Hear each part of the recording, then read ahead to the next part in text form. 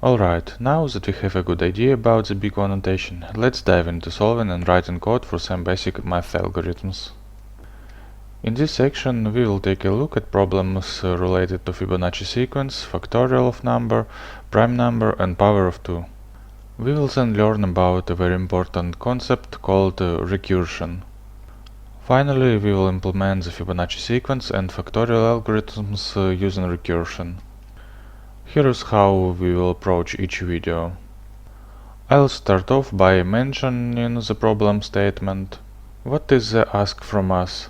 I will request you to pause the video and give it a try yourselves. We will then implement the solution together. I highly recommend you to code along with me rather than just watching the video.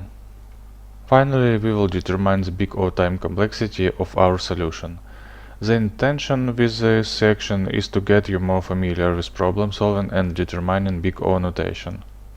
Also, if you're a new college graduate or a junior developer, this section will help you during interviews, as it is quite possible you would be asked to implement simple math algorithms. Alright, let's get started with the Fibonacci sequence in the next video.